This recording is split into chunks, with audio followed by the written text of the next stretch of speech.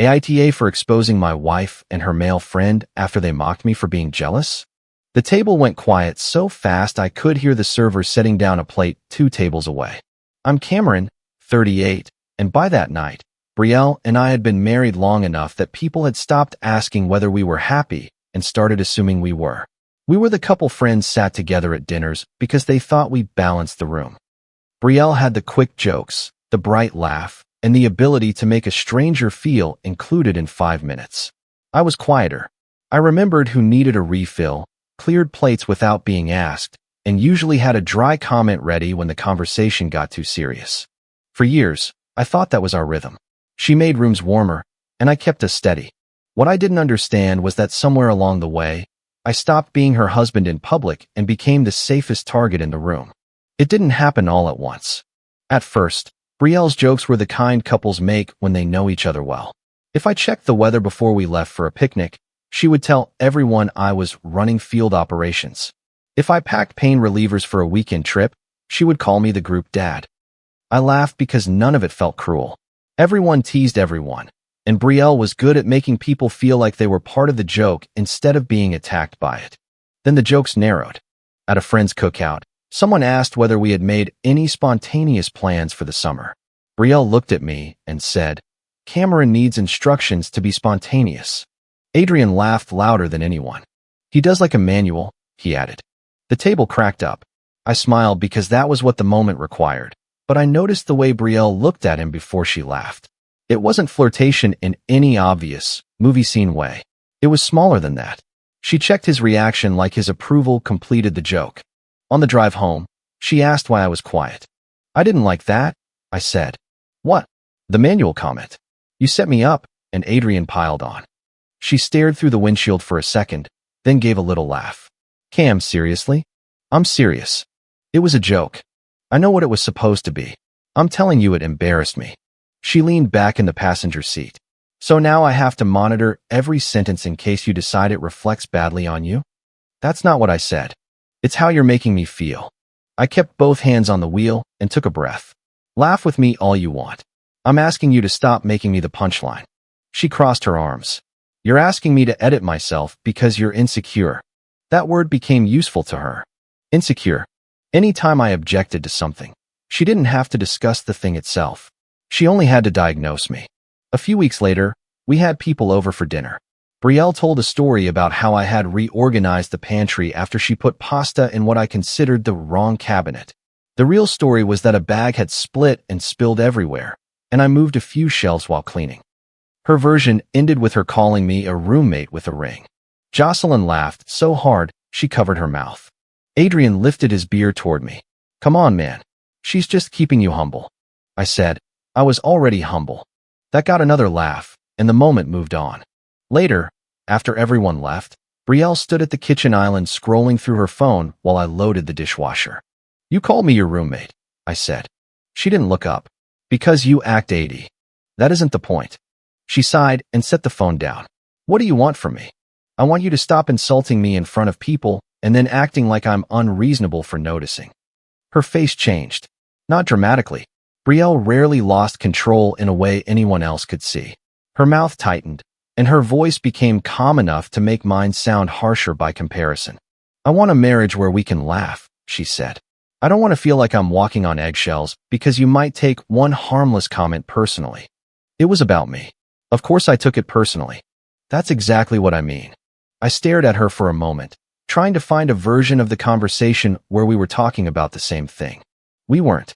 I was talking about respect. She was talking about my reaction to losing it. Adrian had been part of our circle for years. He and Sienna had been married almost as long as Brielle and me, and the 4 of us had done enough dinners, birthdays, holiday gatherings, and weekend plans that nobody thought twice about him being around. He was the person who brought extra ice without being asked and helped move chairs when someone hosted. He was easy company, which made it harder to identify when easy became too familiar. He knew Brielle's drink order before the server came back to the table. Not just the usual wine she ordered most places. He knew she wanted a specific cocktail without the sugared rim because, as he told the server, she says it ruins the first sip. Brielle smiled at him. "You remembered." He shrugged. You complain about it every time. I had never heard her complain about it. Another time, I mentioned that Brielle had a dental appointment the following Thursday, and we might be late to dinner. Adrian said, she moved it to Monday. I looked at him. He froze for half a second, then reached for his glass. Brielle answered quickly. I told the group. You didn't, Sienna said. Brielle glanced at her. I must have texted Adrian when he asked about dinner. Adrian nodded. That's probably it. Then he smiled at me. Don't worry. I'm not managing her calendar. The table laughed. I didn't. He lifted both hands. Come on, Cameron. I'm kidding. Brielle gave me a look that said I was the one changing the mood. That pattern kept repeating. A detail that made me uneasy would appear. I would notice it. Before I could ask a full question, either Brielle or Adrian would turn the question into a joke about my jealousy. Once, Adrian showed up at a backyard gathering carrying a lemon cake from a bakery across town. Brielle had mentioned wanting one that morning while we were alone in the kitchen. She lit up when she saw it. You actually got it? You said you were craving it. I looked at her. When did you tell him? She was already taking the lid off the box. I don't know. I probably texted him. Adrian handed me a stack of paper plates. Careful, man. You're going to think I'm stealing your dessert too. Jocelyn laughed. I looked around at the people standing under the patio lights, and for the first time I understood what was happening socially, even if I didn't yet understand why. They were training the room. Every strange detail came pre-packaged with a punchline. Every reasonable question became evidence that I was possessive. By the time anything serious happened, everyone would already know which role to assign me. Brielle was the funny, harmless wife. Adrian was the relaxed family friend. I was the husband who couldn't take a joke. I started questioning myself. Not because the details made sense, but because I didn't want to become the man she kept describing. I didn't check her phone. I didn't follow her. I didn't demand passwords or ask friends to spy on her. Even when she sat beside me on the couch one evening, smiling at a message, then flipped her phone face down the second I leaned toward her, I pretended not to notice. I had been trying to show her I trusted her. Looking back, I was also trying to prove my innocence against an accusation she hadn't formally made yet. The first concrete contradiction came through the garage camera. We had installed it after packages went missing. I rarely looked at the notifications unless I was expecting a delivery. One afternoon, my phone buzzed while I was out running errands. The preview image showed Adrian's car in our driveway. I opened the clip. It showed him walking from the side door to his car at 2:17 p.m. He looked back toward the house before getting in and driving away. Brielle had told me Jocelyn was stopping by that afternoon. I didn't call her immediately. I finished what I was doing, went home, and waited until dinner. She was chopping vegetables at the counter when I asked, "Did Adrian come by today?" The knife stopped for a fraction of a second. He dropped something off. What? A charger. Whose charger? Mine. You told me Jocelyn was coming over. She was supposed to. She canceled. And Adrian stayed long enough to come out the side door? Brielle set the knife down. Are you seriously monitoring who comes to our house now? The camera sent a notification. And you watched it. It's our camera. Her eyes narrowed. That's creepy, Cameron. Why is asking who was in our house creepy? Because you're building something out of nothing. I asked one question. No, you're interrogating me because Adrian dropped off a charger. I looked toward the counter. Her phone was plugged in beside the coffee maker with the same charger she always used. She followed my eyes. That one doesn't work in the car, she said. I nodded once. She picked up the knife again. I cannot keep doing this if every normal interaction becomes evidence in your head. I almost apologized. That's the part I'm least proud of. I had a clear contradiction in front of me, and my first instinct was still to make the evening easier. Instead, I said, I'm going to take a walk. She laughed without humor. Of course you are. I walked for nearly an hour. When I came back, she was in bed with the door closed. The next morning, she was affectionate. She made coffee, touched my arm, and asked whether I wanted eggs. That was another reason I stayed confused for so long. Brielle wasn't cold all the time. She could be attentive after a fight. She remembered things I needed from the store. She sent me funny clips during the day and rested her feet in my lap while we watched television. She knew how to make normal feel convincing. A few days after the garage clip, I checked our joint credit card statement. I wasn't searching for an affair. I was looking for a charge from a hardware store, but a rideshare payment caught my attention because Brielle almost never used that service. The date was the same Friday she had told me she was having drinks with Jocelyn. The pickup was near a restaurant Brielle had once said she'd never tried. The drop-off was several blocks from a bar. I asked her about it carefully. She said Jocelyn had changed locations. I texted Jocelyn the next day. Hope you two had fun Friday. Brielle said you bounced around a few places. Jocelyn replied 20 minutes later. I wasn't with her Friday. Maybe you mean the week before? I stared at the message until the screen dimmed. Then another message came through. Please don't drag me into whatever this is. That sentence told me more than she probably intended. I called Miles. Miles had known me long enough to hear the difference between anger and panic in my voice. He didn't interrupt while I told him about the jokes, the garage camera, the rideshare charge, and Jocelyn's reply. When I finished, he said, "Do you want advice or permission to confront her?" Advice? Then do not confront her tonight. I have enough to ask. You have enough for her to say you misunderstood. She lied. I agree. But if she's already calling you jealous in front of people, you need to think about what happens after you accuse her. I leaned against the kitchen counter and lowered my voice even though Brielle wasn't home. What are you saying? I'm saying don't give her a scene she can sell. No shouting. No threats. No dramatic messages you'll regret. Facts, dates, receipts. Nothing else. I'm not trying to build a court case. No. You're trying to protect yourself from becoming the headline. I hated how calculated that sounded. I hated more that he was right. A week passed. Then two.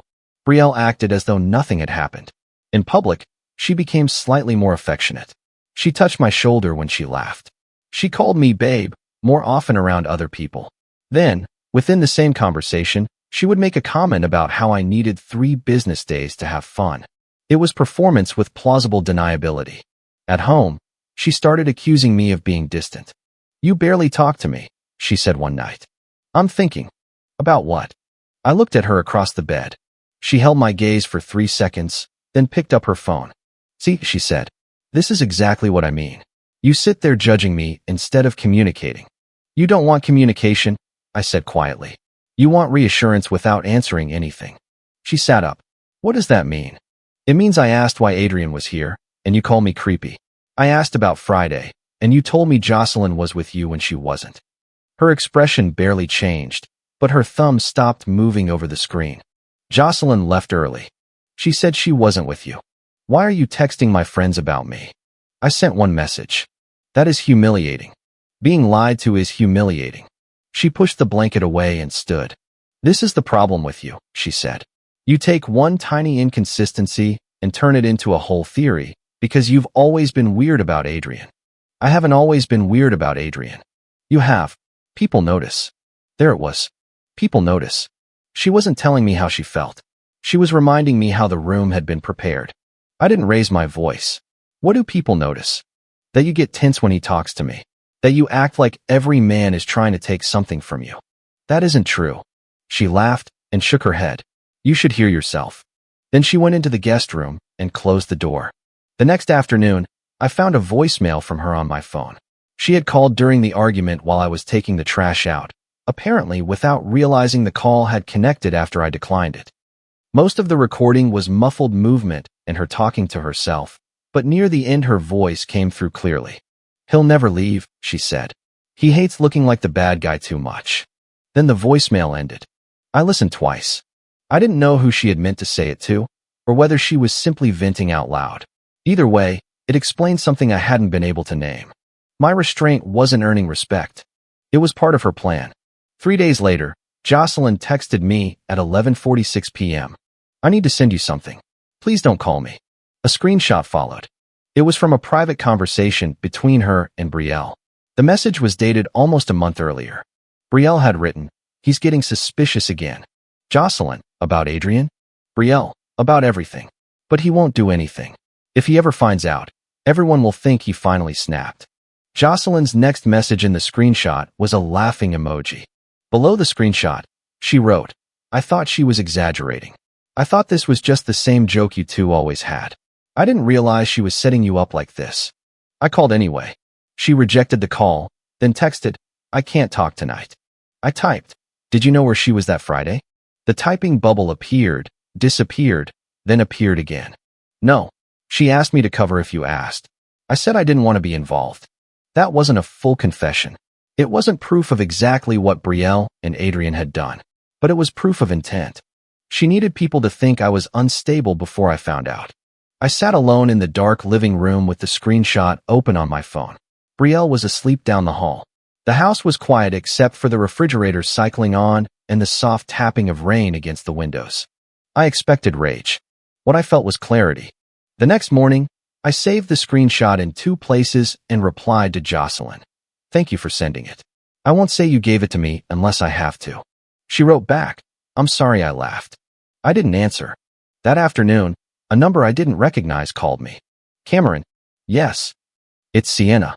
My stomach tightened. She didn't waste time. I found a reservation confirmation in Adrian's email, she said.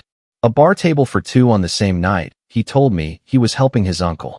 I sat down at the kitchen table. She continued. I asked him about it. He said he canceled. Then he told me I should be careful talking to you because you're unstable about Brielle and might try to drag me into your paranoia. When did he say that? Before I mentioned Brielle. Neither of us spoke for a moment. Then Sienna said, that's why I'm calling. We met the next day at a coffee shop during the afternoon. We chose a table near the front windows, not because either of us was afraid of the other, but because everything about the situation had already become secretive enough. I didn't want another private corner. Sienna arrived with a plain envelope and set it between us. I'm not here because I trust you more than my husband, she said. I'm here because his lies match your wife's. I understand. No, I need you to understand this part. I'm not helping you punish Brielle. I'm dealing with what Adrian did to me. I don't want to use you. Good. She opened the envelope. Inside were printed copies of a bar reservation, a rideshare receipt from Adrian's account, and 2 screenshots. One was the warning about me being unstable. The other was a message from Adrian to a friend saying he might be late because B needs to vent about home again. The date matched the rideshare charge on my joint card. I showed her the garage clip, the card statement, Jocelyn's screenshot, and the voicemail transcript I had typed out. Sienna read the line from Brielle again.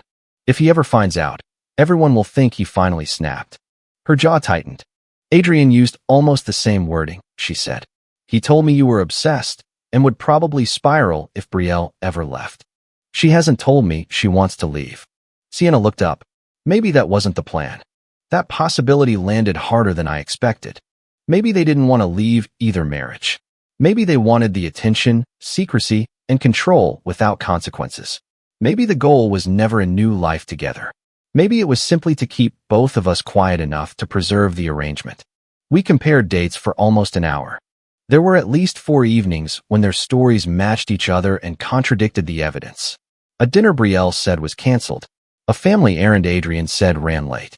A Saturday afternoon when he claimed he was at a home improvement store while his car appeared in my driveway. A night both of them described as spontaneous drinks with different friends. We didn't find explicit messages. We didn't need them. An emotional affair was already obvious. Whether it had crossed every physical line mattered to the legal process and to our private decisions, but not to the basic truth. They had been lying, coordinating stories, and preparing to discredit us. Sienna folded her hands around her coffee cup. What do you want to do? I want to confront Brielle. Privately. I don't know. She'll deny it. I know. And Adrian will say she manipulated him. That sounds like him.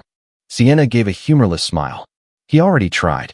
He said Brielle was going through a hard time, and he was being supportive. I'm sure she'll say the same thing in reverse. We sat with that. Then I said, I don't want to destroy them. Sienna looked at the envelope. Neither do I. I want them to stop using us as the cover story. She nodded.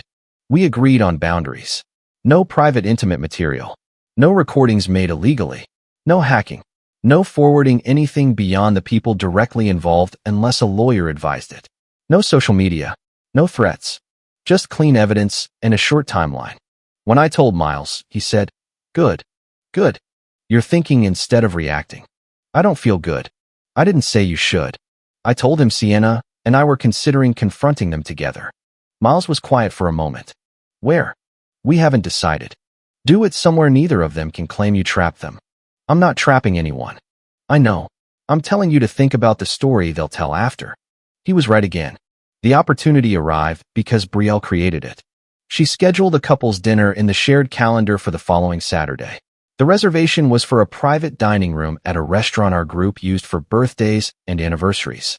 Along with Adrian and Sienna, she invited Jocelyn, Miles, two other couples, her older cousin, and my sister. When I asked why so many people were coming, she said, "Because we haven't all been together in forever.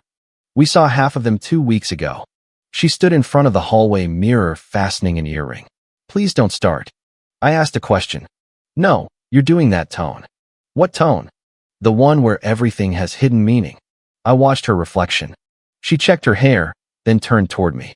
"And please be normal for once," she said. "Don't make things weird with Adrian. People notice." That was when I decided.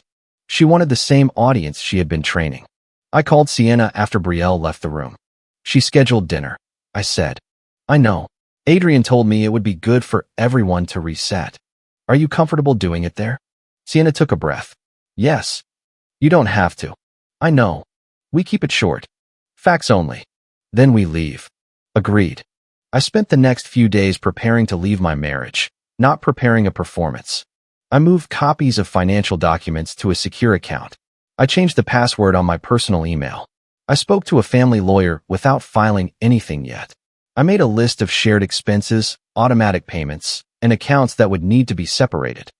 I booked a room for several nights and packed a bag into the trunk of my car while Brielle was out. I didn't empty accounts. I didn't cancel her cards. I didn't destroy property or try to punish her financially. I just made sure that when the truth came out, I wouldn't have to sleep beside someone who had rehearsed my breakdown before I even knew I was being betrayed. Saturday evening, Brielle stood in the bedroom doorway while I buttoned my shirt. "You look serious," she said. "I'm getting dressed." She smiled. That was almost a joke. I looked at her. For a second, something uncertain passed over her face. Then she walked over and adjusted my collar. "Tonight can be nice," she said softly. That was Brielle's strongest skill. She could make tenderness feel like evidence against your own memory. I almost asked her to tell me the truth before we left. "Instead," I said, "it could have been." Her hands dropped from my collar. "What does that mean?" "It means we should go." The private dining room had one long table, low lighting, and a sideboard where the restaurant had placed water pitchers and extra plates. Someone had brought 2 bottles of wine, even though the restaurant already had a full list. Car keys gathered near the end of the table beside purses and folded coats. Brielle was in perfect form. She hugged Jocelyn as though nothing had happened. She kissed my cheek when my sister arrived. She touched the back of my chair while telling a story so everyone could see how relaxed we were. Adrian acted the same way. He clapped me on the shoulder and said, "Good to see you, man." I looked at his hand until he removed it. He smiled. "We good? Are we?" His smile held, but his eyes changed. Before he could answer, the server came in to take drink orders. Brielle ordered her usual cocktail. Adrian said, "No sugared rim," before she could finish. The server nodded and wrote it down. Sienna looked at him. He pretended not to notice. Dinner started with forced warmth. People split appetizers, passed bread, and discussed harmless things. Someone complained about a home repair. My sister told a story about getting stuck behind a school bus. Miles barely spoke. Jocelyn checked her phone every few minutes without reading anything on it. At one point, Brielle rested her hand on my shoulder and said, "See? This is nice." Jocelyn gave a nervous smile. "No tension tonight." Adrian lifted his glass. "That's the spirit." I looked across the table at Sienna. She gave the smallest nod. The server returned with the main courses. Plates shifted. Someone asked for extra sauce. For a few minutes, I wondered whether Brielle would let the evening pass without turning me into material. Then her cousin mentioned a friend who had become jealous after his girlfriend started spending time with a coworker. Brielle leaned back in her chair. "Oh, jealousy is exhausting," she said. Adrian looked down at his plate, smiling. Brielle continued, "Marriage gets easier when your husband stops treating every male friend like competition." A few people laughed automatically. My sister didn't. Miles stared at the table. Adrian laughed the loudest, then raised his glass toward me. "Come on, man. Don't make it awkward." Brielle grinned. "Don't worry. If I ever replace him, I'll at least pick someone with better jokes." More laughter, thinner this time. Sienna didn't move. I set my napkin beside my plate. "Great," I said. "Since everyone's laughing, let's compare notes with the woman he's also been lying to." Silence. Not dramatic silence. No one gasped. No glass shattered. People simply stopped moving. Adrian's smile disappeared first. Brielle stared at me. What are you doing? I looked at Sienna. She turned toward Adrian. Why did you tell me Cameron was unstable about Brielle before I ever asked you about her? Adrian blinked. What? You heard me. He let out a short laugh. This is what we're doing now. Sienna reached into her purse and placed one printed page on the table. Not a folder. Not a stack. One page. It was the reservation confirmation. You told me you were helping your uncle that night, she said.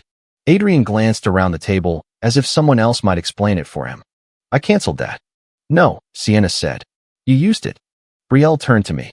Cameron, stop this. I said, actually, awkward started months ago. You just weren't the one being lied to. Her face went pale, then hardened. This is insane. I took out my phone, but I didn't pass it around. I had already decided I wouldn't create a spectacle out of private material. I read the dates from a note. On March 8th, Brielle told me she was with Jocelyn. She wasn't. Our joint card paid for a rideshare pickup near the restaurant connected to Adrian's reservation. Jocelyn stared at her plate. I continued. On March 23rd, Adrian's car was at our house for over an hour while Brielle told me Jocelyn was visiting. The garage camera recorded him leaving. Brielle shook her head. He dropped something off. Your charger? Yes. The charger that was plugged into your phone when I got home? Cameron, listen to yourself. No. Everyone here has listened to your version of me for months. Tonight, they can listen to the dates. Adrian leaned forward. This is getting blown way out of proportion. Sienna looked at him, then explained the warning. What warning? She placed a screenshot beside the reservation.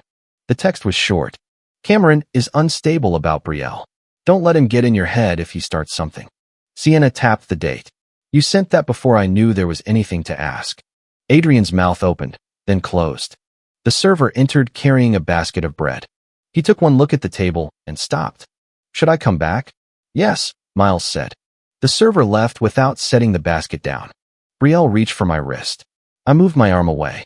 Tears filled her eyes almost instantly. You're humiliating me, she said. You chose the audience. What? You made me the punchline in front of these people for months. You told them I was jealous before I knew what I was supposed to be jealous of. I never said that. Jocelyn spoke without looking up. You did. Brielle turned toward her. Jocelyn's voice shook. You said if he found out, everyone would think he finally snapped. The room became even quieter. Brielle stared at her. You sent him that. I didn't know what you were doing. You had no right. Jocelyn looked up then. Her face was red. You asked me to cover for you. That's not what happened. You told me to say we were together. Because Cameron was already acting crazy. I took out the printed screenshot and placed it in the center of the table. The message was visible from both sides. He's getting suspicious again. If he ever finds out, everyone will think he finally snapped. My sister read it first. Her expression changed slowly, not with shock, but with disgust. Miles looked at Brielle. That isn't a joke. Brielle wiped under one eye. You don't understand the context. What context makes that sentence better? My sister asked. Brielle turned back to me. You have been monitoring me, checking statements, talking to my friends, meeting with his wife behind my back. You lied about where you were. Because I knew you'd react like this. You wrote about my reaction before I had the information. You've always been suspicious. You needed me to be. Adrian pushed his chair back a few inches. This is between you two, he said. Brielle came to me because she was unhappy. I was trying to be there for a friend. Sienna turned to him. I didn't marry Brielle, she said. I married you. He looked at her. Sienna. No. Do not blame her for the lies you chose to tell me. I'm not blaming anyone. You just did. Brielle looked at Adrian as if she couldn't believe he had stepped away from her so quickly. He avoided her eyes. That was the moment the affair became undeniable to everyone at the table. Not because we had explicit messages or photographs, but because guilty people recognize the exit before the rest of the room does. Adrian was already trying to separate himself from Brielle. Brielle was already furious that he was doing it. Her cousin asked, was it physical? Brielle said, nothing happened. Adrian said, it wasn't like that. They spoke at the same time. Sienna gave a small nod, as though that contradiction confirmed something for her. I said, I'm not here to describe their private relationship. I'm here because they used all of you to make questions look irrational. One of our friends shifted in his chair. Come on, he said. The jokes weren't that serious. I looked at him. Would you still have laughed if you knew why she needed me to look jealous? He didn't answer. You didn't ruin my marriage by laughing, I said. But you helped her make honesty look unreasonable. His wife stared at her hands. Another friend picked up his phone, glanced at the dark screen, and put it back down. Brielle's tears were falling now, but her voice stayed sharp. This is exactly what I mean. You always take things too far. I asked you privately to stop. You accused me. I asked why Adrian was in our house. Because you were tracking me. The camera was installed for packages. You checked my purchases. Our joint statement. You contacted Jocelyn. Because you said you were with her. Every accusation she made required leaving out the fact that it began with a lie. She looked around the table, searching for the usual opening. Someone to soften the moment. Someone to say I was being harsh.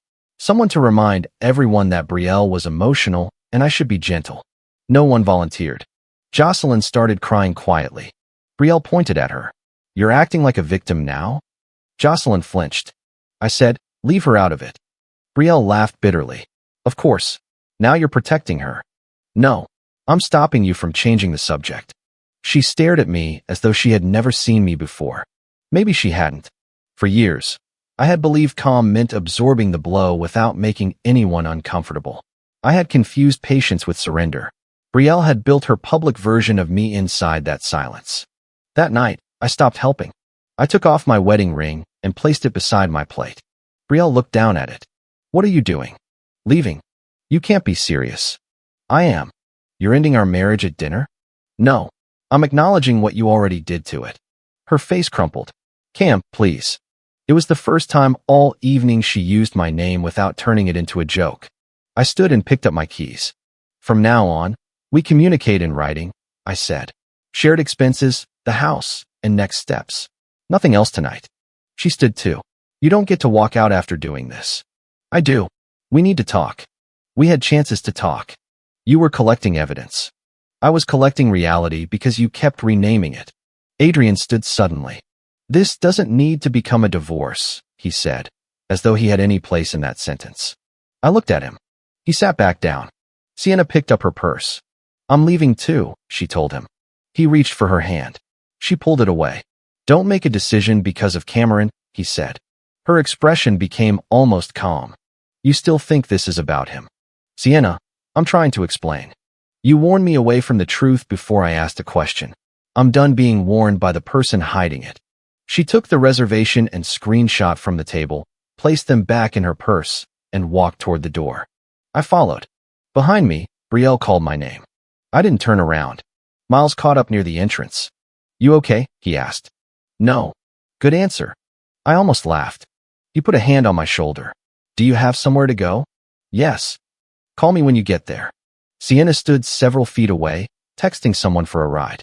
I asked whether she was safe. My sister is coming, she said. Do you need anything? No. She looked back toward the dining room. Neither do you, except distance. I nodded. We left separately. By the time I reached the hotel, I had 17 missed calls. 9 were from Brielle. 3 were from Adrian. 2 were from Jocelyn. The others were from friends who had been at dinner. Brielle's messages came in waves. How could you do that to me? Please answer. You made everyone think the worst. Adrian manipulated everything. Nothing physical happened. You owe me a private conversation. Then, I know you're hurt, but what you did was cruel. I replied once. I will discuss shared expenses, the house, and next steps in writing. I will not argue about what everyone already saw. She called again 30 seconds later. I turned off notifications. The next morning, I woke after barely sleeping and found an email from her with the subject line, "Please read before you decide anything." She wrote that she had felt lonely. She wrote that Adrian listened to her. She wrote that I had become withdrawn and suspicious, which pushed her towards someone who made her feel understood. She admitted they had met privately but insisted it had not become a real affair. The phrase stayed with me. A real affair. As though lies, coordinated stories, secret meetings, and a plan to destroy my credibility were only rehearsal. I forwarded the email to my lawyer and didn't reply. Adrian sent me a message later that morning. Man to man, Brielle made the friendship confusing. I should have set better boundaries, but I never wanted to hurt you. I blocked his number. Sienna emailed me that afternoon. Her message was brief. I left. He is staying with a friend. Thank you for keeping the evidence limited. Please do not send me anything else unless it relates directly to a date we already discussed. I respected that. She had never been part of my revenge because there had never been revenge. She was another person whose marriage had been used as cover, and she had her own decisions to make. Jocelyn sent a longer apology. I laughed because Brielle always made it seem like you were the problem. I told myself it was harmless because everyone laughed. I should have noticed you never laughed the same way. I'm sorry. I believe she was sorry. I also didn't rush to make her feel better. I replied, I appreciate you sending the screenshot. I need distance from the group. Some friends apologized immediately. Others defended themselves. We didn't know. She was convincing. You should have told us it bothered you. That last one made me sit back in disbelief. I had told them. Not in a speech. Not in a dramatic announcement. But I had stopped laughing. I had said, that's enough. I had asked Brielle not to make me the joke. I had changed the subject when Adrian needled me. They had chosen Brielle's delivery over my discomfort because her version was more entertaining. One friend wrote, I still think dinner was the wrong place. I answered, it was the place she chose to keep making the accusation. He didn't reply. The practical separation was less dramatic than the dinner and more exhausting. I canceled a weekend reservation Brielle and I had made for the following month. I separated the streaming accounts and removed my payment method from household subscriptions I no longer used. I changed passwords on accounts that belonged solely to me and created a spreadsheet of shared expenses for the lawyer. I did not lock Brielle out of anything she legally shared. I did not drain money or try to leave her stranded. I transferred my direct deposits to a personal account and left enough in the joint account to cover automatic bills until our attorneys could establish a temporary arrangement. Brielle hated the written-only boundary. She emailed about finances, then added paragraphs about our marriage. I answered only the financial question. She texted that I was being robotic. I sent the text to my lawyer and did not engage. She asked Jocelyn to explain the context to me. Jocelyn refused and sent me a screenshot of that request without commentary. I told her not to send more unless it involved a direct threat or a practical issue. Brielle asked my sister to mediate. My sister called and said, I told her I'm not carrying messages. Thank you. She said you're punishing her. I'm separating from her. I know. There was a pause. Then my sister said, I'm sorry I laughed before. You didn't laugh much. I laughed enough. That apology meant more than the others because she didn't try to erase her part. Adrian's image collapsed faster than Brielle's. He had built himself as the reasonable one, the friend who reduced tension, the husband who didn't get pulled into drama. Once he tried blaming Brielle at dinner. Even people inclined to defend him saw the cowardice. Sienna filed for separation within weeks. I only knew because our lawyers later coordinated on a narrow issue involving overlapping evidence. She never used me as emotional support, and I didn't use her. We exchanged exactly what was necessary and kept the rest of our lives separate. Adrian told mutual friends that Brielle had pursued him. Brielle told the same friends that Adrian had taken advantage of her loneliness. Their stories stopped matching as soon as they no longer had us to blame. Jocelyn eventually left Brielle's inner circle. She said the final break came when Brielle demanded that she tell everyone the screenshot had been taken out of context. Jocelyn asked what the proper context was for planning to make a betrayed husband look unstable. Brielle didn't answer. About a month after the dinner, she asked to meet in person with both lawyers present. I agreed. She looked tired when she entered the conference room. Not destroyed. Not transformed into a villain. Just tired, angry, and less certain that charm would rescue her. For the first 20 minutes, we discussed the house, accounts, and property. Then Brielle said, I want 5 minutes without legal language. Her attorney looked at mine. Mine looked at me. I said, you can speak. Brielle folded her hands on the table. I know I handled things badly. I waited. I shouldn't have made those jokes. No. I felt like you judged me all the time. I asked you to stop humiliating me. You withdrew. After you lied. You were withdrawn before that. Then you could have asked for counseling, separation, or honesty. She looked down. I didn't know how to talk to you anymore. You knew how to talk about me. Her eyes filled, but she didn't cry. I never thought you'd leave. I know. That was the sentence that broke whatever argument she had prepared. She had not thought I would leave because she had mistaken my reluctance to create conflict for an inability to act. She had counted on my fear of looking cruel. She had even said so in the voicemail. He hates looking like the bad guy too much. Brielle stared at the table. Did you ever love me? She asked. I could have punished her with the answer. Instead, I told the truth. Yes. She looked up. That's why I stayed quiet too long, I said. I thought protecting the marriage meant protecting you from consequences. It didn't. Do you love me now? That isn't relevant to what happens next. Her mouth tightened. It's relevant to me. I'm not debating feelings with someone who tried to turn my reaction into the crime. Her attorney shifted in her chair. Mine remained still. Brielle whispered, You made me look horrible. I said, I showed one message you wrote and a few dates you lied about. The rest came from how you responded. She looked away. We returned to the separation terms. The divorce process took time, but the decision did not change. There were no dramatic midnight reunions. No final romantic dinner. No moment when Brielle confessed every detail and I felt satisfied. She continued to argue that the public exposure was worse than what she had done privately. I continued to refuse that framing. I didn't need her to agree with my reason for leaving. I only needed to stop asking her permission. Several months later, I went to a small dinner at Miles's place. Most of the old group wasn't there. My sister came. Jocelyn did not. Sienna did not. No one mentioned Brielle or Adrian until someone made a mild joke about Miles burning the bread. Miles looked at me and said, Careful. We have rules now. For a second, the room tensed. Then I said, The rule is just don't lie about the bread. Everyone laughed, including me. It felt different because nobody was using the joke to hide a knife. I had spent years believing that staying calm meant staying silent. I believed maturity meant absorbing embarrassment so other people could remain comfortable. That belief made me easy to manage. Calm is useful. Silence is not always noble. Sometimes silence is simply the space someone else uses to write your part for you. I didn't expose Brielle because I wanted applause. I exposed her because I was done letting her use laughter as a hiding place. If you liked it, don't forget to leave a comment and support the channel by subscribing. See you in the upcoming stories.